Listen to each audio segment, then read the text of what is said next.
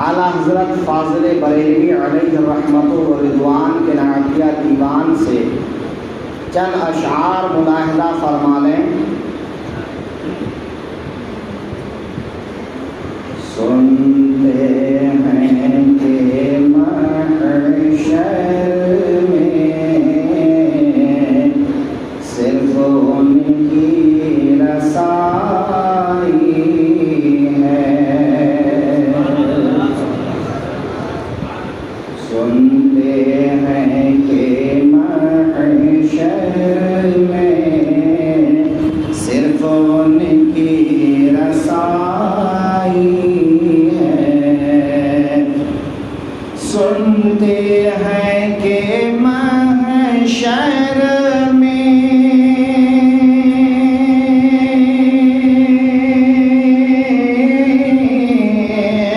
سنتے ہیں کہ محشر میں صرف ان کی رسائی ہے، گر ان کی رسائی ہے، لو جب تو بنائی ہے، گر ان کی رسائی ہے، لو جب تو بنائی ہے، مچلا ہے کہ رحمت نے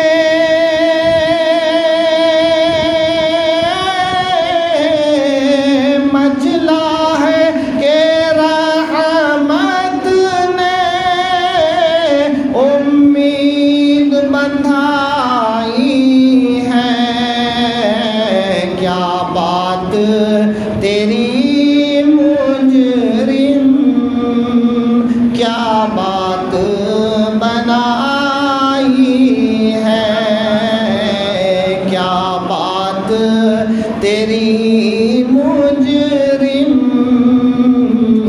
کیا بات بنائی ہے، سب نے صف محشر میں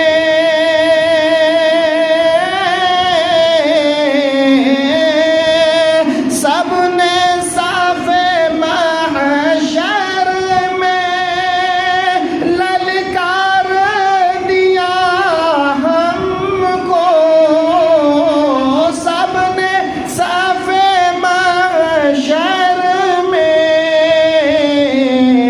للکار دیا ہم کو، اے بے کسوں کے آقا اب تیری دہائی ہے، اے بے کسوں کے آقا اب تیری دہائی ہے۔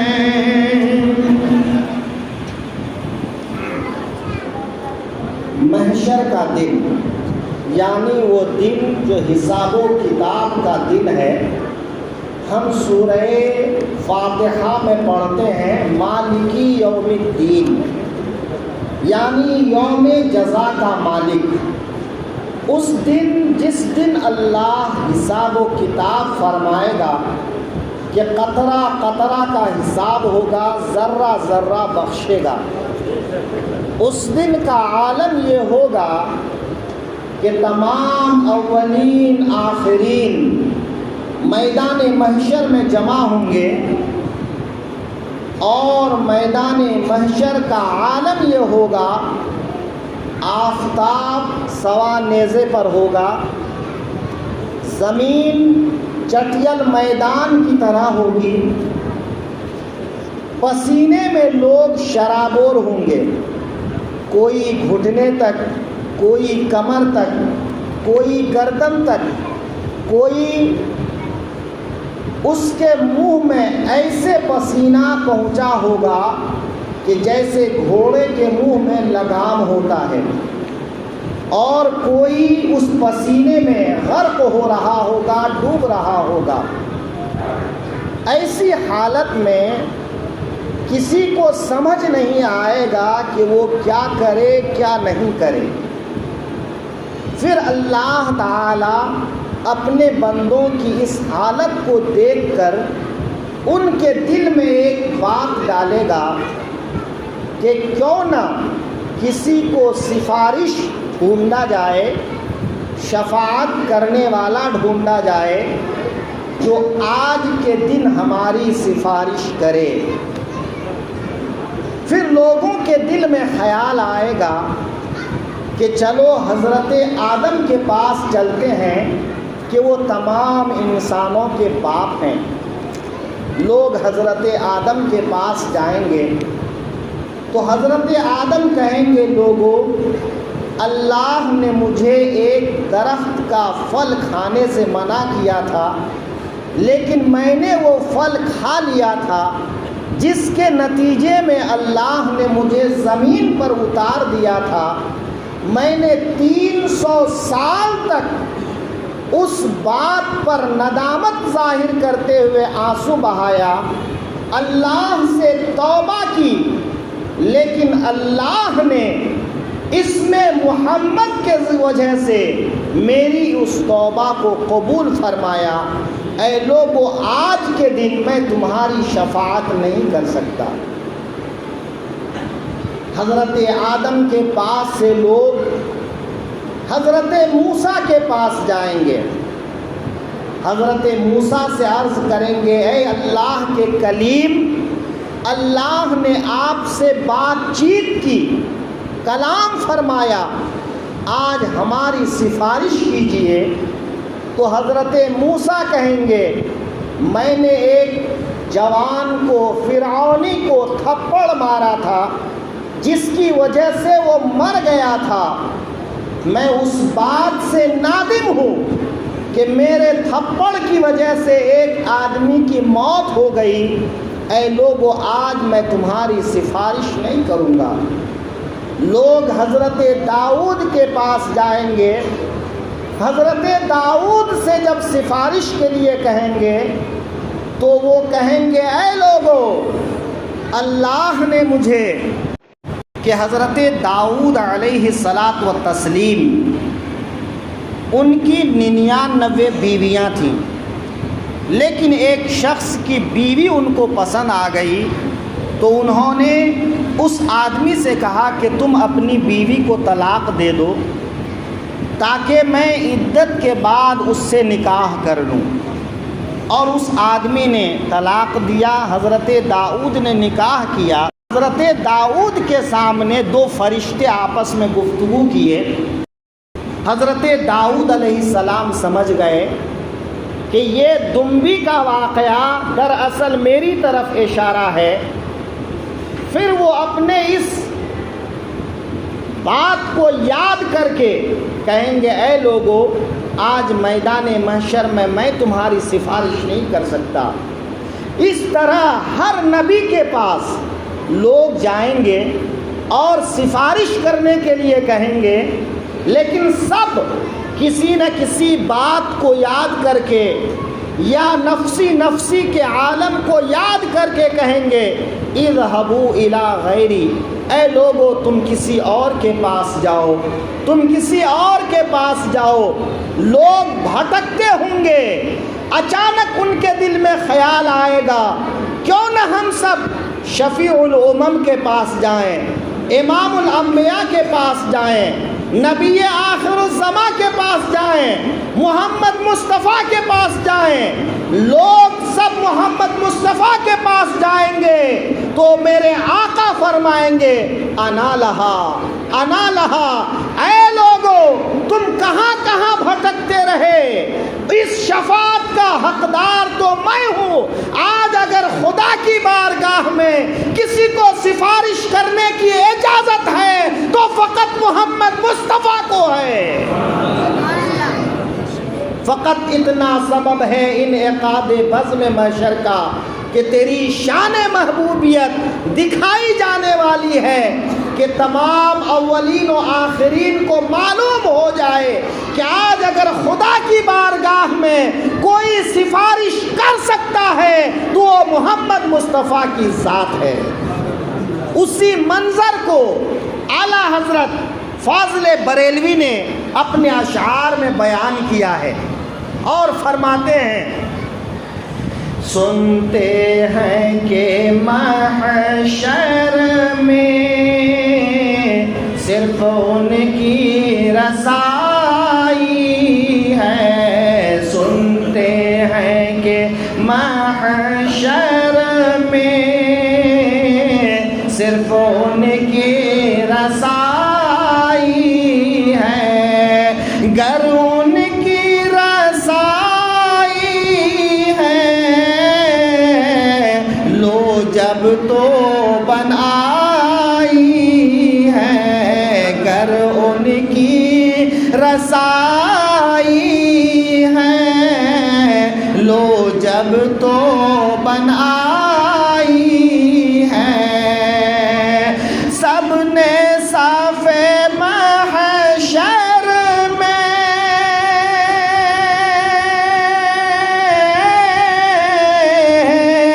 سب نے صف محشر میں للکار دیا ہم کو، اے بے کسوں کے آقا اب تیری دہائی ہے، اے بے کسوں کے آقا اب تیری دہائی ہے، مجرم کو نہ شرماؤ،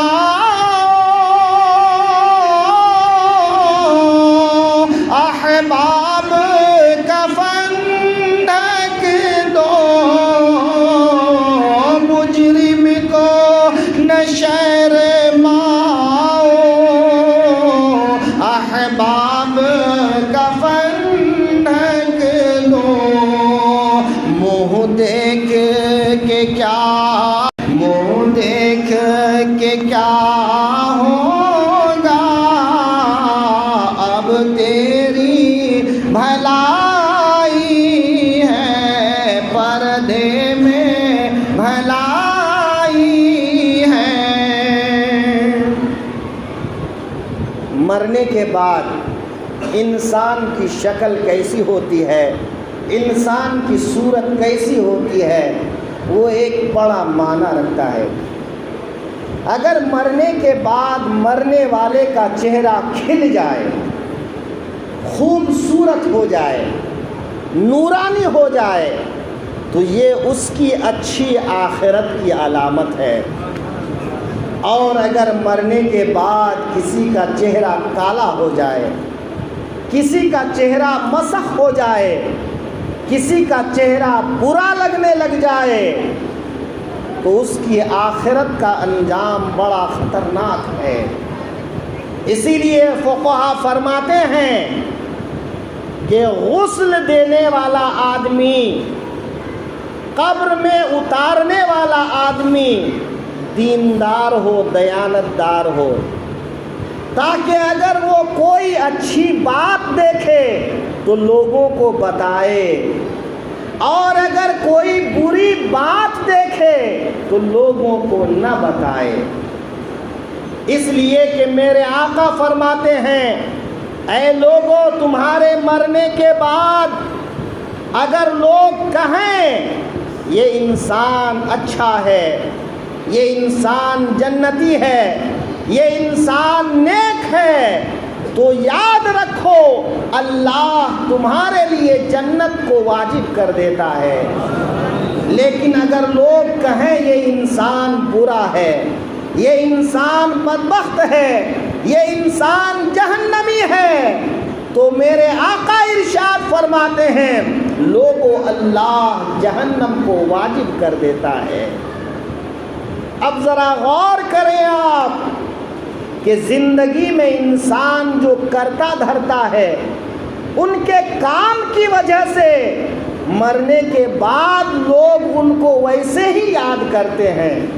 تو زندگی میں کوئی ایسا کام مت کیجئے کہ لوگ مرنے کے بعد کوسنے لگ جائیں، لوگ مرنے کے بعد برا بھلا کہنے لگ جائیں، لوگ مرنے کے بعد برائی کو یاد کرنے لگ جائیں۔ ایسا کام کر کے دنیا سے جائیے کہ مرنے کے بعد لوگ کہیں انسان بھلا تھا، انسان اچھا تھا، انسان بڑا دکھ درد رکھنے والا تھا، وہ غریبوں کا مدد کرنے والا تھا، وہ بیواؤں پر رحم کرنے والا تھا، وہ یتیموں کے ساتھ اچھا سلوک کرنے والا تھا، وہ انسان اچھا عبادت گزار تھا۔ میرے آقا فرماتے ہیں تمہارے مرنے کے بعد تم کو جیسا یاد کیا جاتا ہے اللہ تمہارے ساتھ قبر میں ویسا ہی سلوک فرماتا ہے۔ لہذا میرے آقا امام احمد رضا فرماتے ہیں مرنے کے بعد جب ہم کو دفن کیا جاتا ہے تو کفن کھول کر چہرہ دکھایا جاتا ہے، اے لوگوں آخری مرتبہ مرنے والے کو دیکھ لو۔ لیکن ایک مرنے والا کیا کہتا ہے؟ اگر وہ نیک ہے، چہرے پر مسکراہٹ ہے، چہرے پر چمک ہے، تب تو وہ خوش ہوتا ہے، لیکن اگر چہرے پر سیاہی ہے، چہرے پر غم ہے، چہرہ بدل گیا ہے، تو انسان کیا کہے گا؟ یہی کہے گا لوگوں آج پردے میں رہنے دو، مرنے کے بعد تو میرا چہرہ دیکھ کر مجھے بدنام مت کرو، مجھے رسوا مت کرو، مجھے ذلیل مت کرو، مجھے بدنام ہونے سے بچا لو۔ اے لوگوں چہرہ دیکھ کے کیا ہوگا؟ پردے میں بھلائی ہے، آج مجھے پردے میں رہنے دو۔ اعلیٰ حضرت اسی کو اپنے شعر میں بیان فرماتے ہیں، مجرم کو نہ شرماؤ احباب کفن ڈھک دو، مجرم کو نہ شرماؤ احباب کفن ڈھک دو، منہ دیکھ کے کیا ہوگا پردے میں بھلائی ہے، منہ دیکھ کہ کیا ہوگا پردے میں بھلائی ہے۔ اے عشق تیرے صدقے جلنے سے چھٹے سستے، اے عشق تیرے صدقے جلنے سے چھٹے سستے، جو آگ بجھا دے گی وہ آگ لگائی ہے، جو آگ بجھا دے گی وہ آگ لگائی ہے۔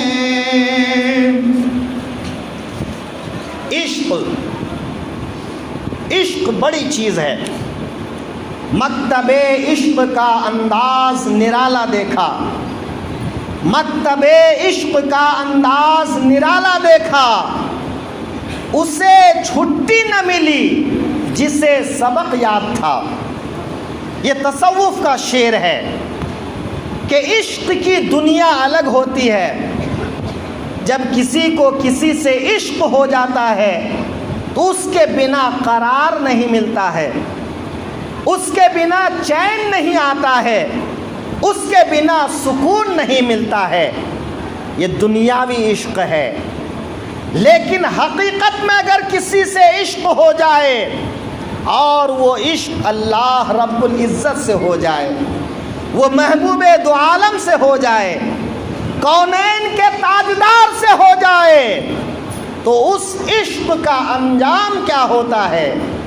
ایک عاشق یمن کا رہنے والا ہے، بڑا غریب ہے، ایک کمزور ماں ہے، تڑپتا رہتا ہے آقا کی یاد میں، میرے آقا کی یاد میں مچلتا رہتا ہے۔ بڑی مشکل سے ایک بار ماں سے اجازت ملتی ہے، جاؤ محمد مصطفیٰ کا چہرہ دیکھ کر آؤ۔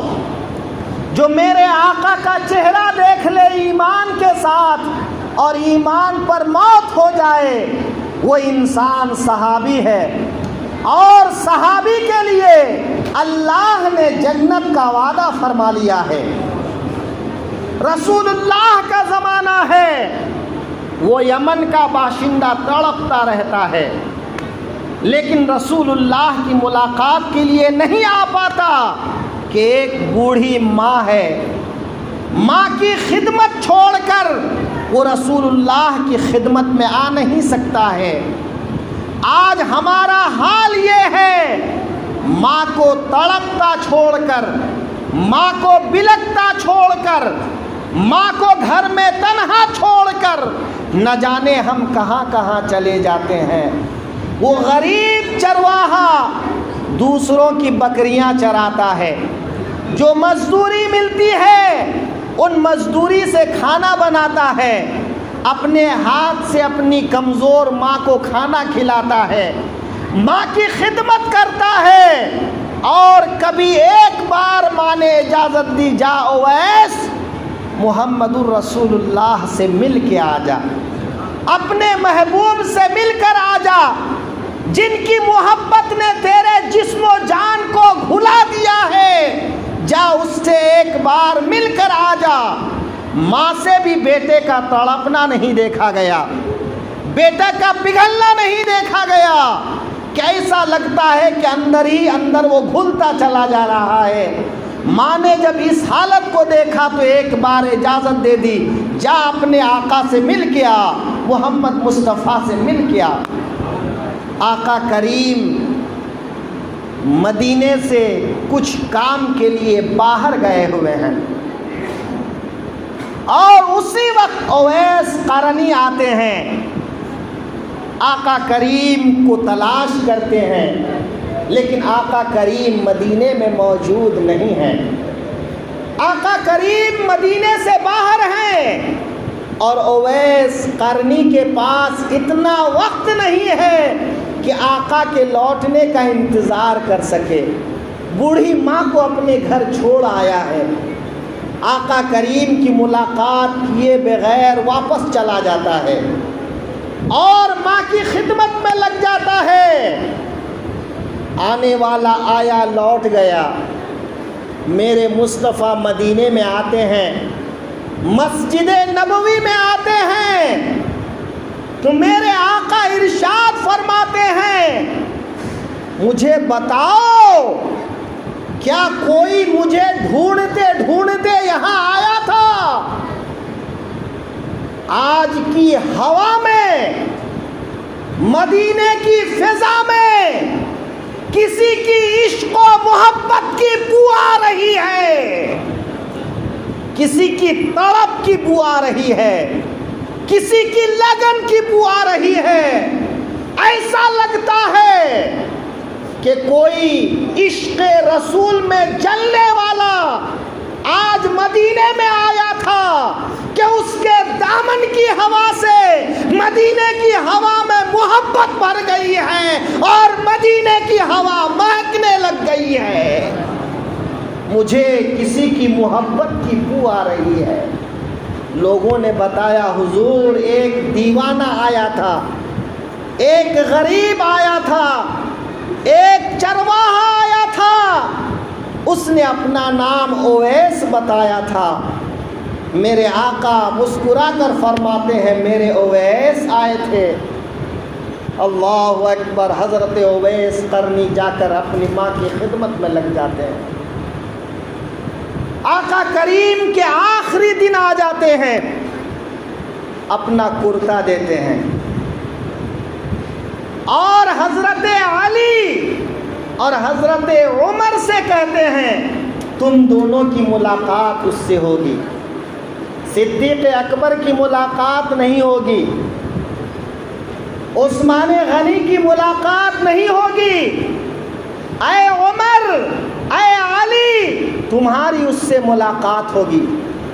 جب ملاقات ہوگی تو میرا یہ کرتا دے دینا اور میرے اس دیوانے سے کہنا میری امت کے لیے دعا کرے،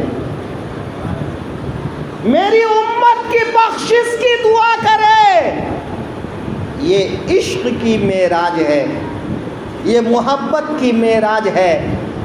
دنیا تو رسول کو سفارش بناتی ہے، قرآن کہتا ہے اے لوگو اگر اپنے نفس کے ساتھ ظلم کرنا تو رسول اللہ کو سفارشی بنا لینا، اگر وہ سفارش کر دے تو اللہ معاف فرما دے گا۔ لیکن اللہ کے رسول فرماتے ہیں میرے عشق میں تڑپنے والا، میری محبت میں تڑپنے والا آج اس لائق بن گیا ہے کہ میں کہتا ہوں میرا کرتا تحفے میں دے دینا اور کہنا اویس اپنے لرزتے ہاتھوں کو، اپنے کانپتے ہاتھوں کو، غریب ہاتھوں کو میرے رب کی بارگاہ میں اٹھا کر دعا مانگنا تاکہ اللہ میری امت کو بخش دے، میری امت کو بخش دے۔ یہ امت جو آج غفلت میں ہے، جو آج آقا کریم کی آنکھوں کی ٹھنڈک، میرے آقا فرماتے ہیں الصلاۃ قرۃ عینی، اے لوگو تمہاری نماز میری آنکھوں کی ٹھنڈک ہے۔ لیکن آج کتنے ہیں جو میرے آقا کی آنکھوں کو ٹھنڈک پہنچاتے ہیں؟ یہ امت ان گنہگاروں کے لیے میرے آقا فرماتے ہیں اویس قرنی سے کہنا کہ میرے گنہگار امت کے لیے دعا کریں۔ آج اویس قرنی اتنا بلند کیسے ہو گیا؟ اسی عشق نے بلند کر دیا، محبت نے بلند کر دیا، عشق رسالت نے بلند کر دیا۔ اپنے سینے میں جو رسول اللہ کی محبت کا چراغ روشن کر لیا تو اس چراغ نے اس قابل بنا دیا کہ وہ اگر وہ ہاتھ اٹھا کر دعا کر دیں تو اللہ محمد مصطفیٰ کی امت کو بخش دے، گنہگاروں کو بخش دے، کلمہ والوں کو بخش دے۔ حضرت اویس قرنی سے حضرت مولا علی اور حضرت عمر کی ملاقات ہوتی ہے، رسول اللہ کا کرتا دیتے ہیں اور حضرت اویس پوچھتے ہیں کیا میرے آقا نے کچھ اور بھی کہا تھا؟ ذرا قربان جائیے، یہاں میرے آقا کہہ رہے ہیں، وہاں اویس کو معلوم ہے۔ حضرت اویس پوچھتے ہیں کیا کچھ میرے محبوب نے کہا تھا؟ حضرت علی فرماتے ہیں اویس میرے آقا نے فرمایا تھا کہ اویس سے کہنا میری امت کے گنہگاروں کے لیے دعا کرے۔ اے اویس میرے آقا کا حکم ہے کہ تم دعا کرو۔ حضرت اویس میرے آقا کا کرتا سر پہ رکھتے ہیں، اپنے جسم پہ رکھتے ہیں، سینے سے لگاتے ہیں اور سجدہ ریز ہو جاتے ہیں۔ الہی میرے آقا کی امت کو بخش دے، میرے محبوب کی امت کو بخش دے۔ اویس نے سجدہ طویل کر دیا۔ حضرت علی نے پیچھے سے آواز دی اے اویس ہمیں کہیں اور بھی جانا ہے۔ حضرت اویس کہتے ہیں اے علی آپ نے جلد بازی کی، ابھی تو اللہ نے میرے محبوب کی آدھی امت کو بخشا ہے۔ اے علی آپ نے جلد کر دی، اگر آپ جلدی نہ کرتے تو میں اپنے رب کی بارگاہ سے اس وقت تک اپنا سر نہیں اٹھاتا جب تک میرا رب میرے محبوب کے تمام گنہگاروں کو نہیں بخش دیتا۔ یہی وہ عشق ہے، یہی وہ محبت ہے۔ عزیزان محترم، جب کسی کو میرے آقا سے محبت ہو جاتی ہے تو اس کا انجام کیا ہوتا ہے؟ میرے آقا کریم فرماتے ہیں اے لوگو، جس چیز کو میرا جسم چھو جائے، میرا جسم جس چیز کو لگ جائے، اسے جہنم کی آگ نہیں جلا سکتی۔ حضرت جابر کے گھر میں دعوت ہوئی، حضرت جابر کے گھر میں میرے آقا نے کھانا کھایا، کھانا کھانے کے بعد دسترخوان سے اپنی انگلیاں پوچھ لیں، دسترخوان سے انگلیاں پوچھ لیں۔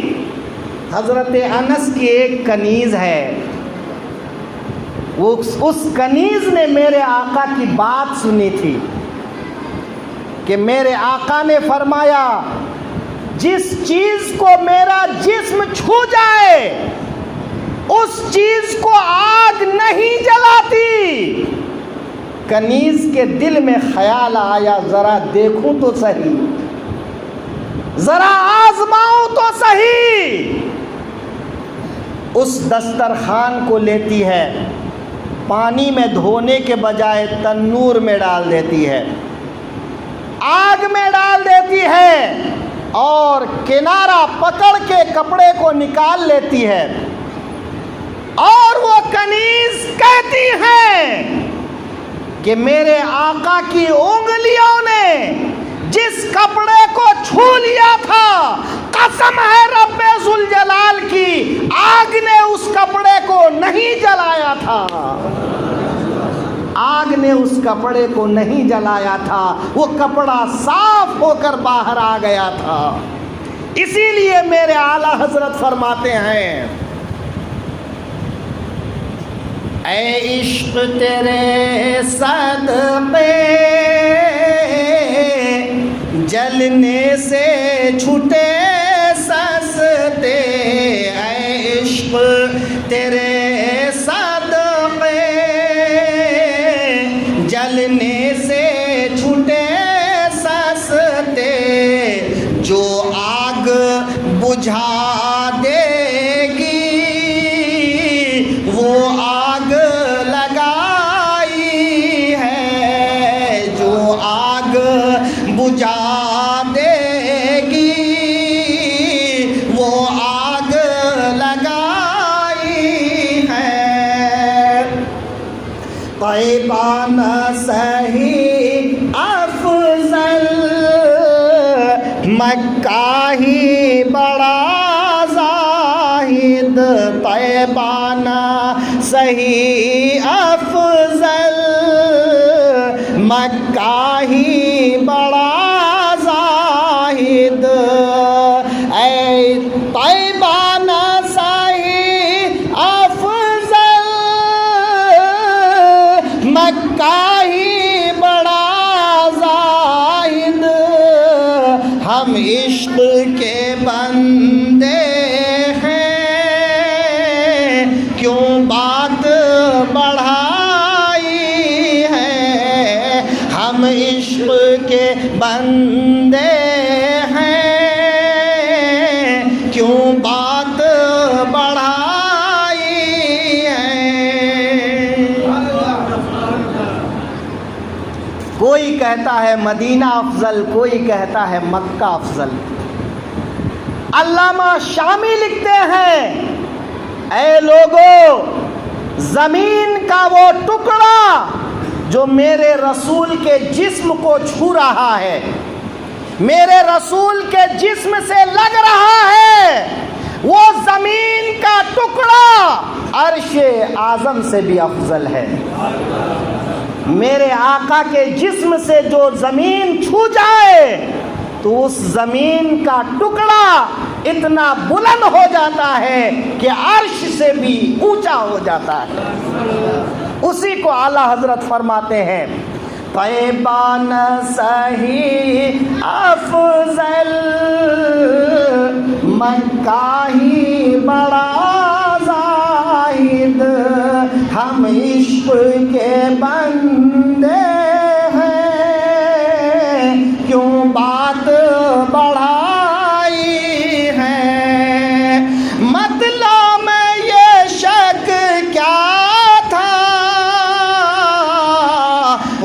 واللہ رضا واللہ، مطلع میں یہ شک کیا تھا،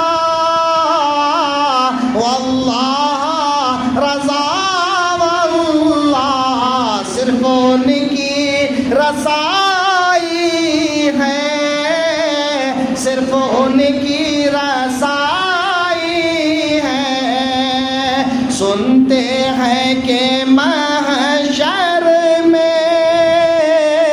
صرف ان کی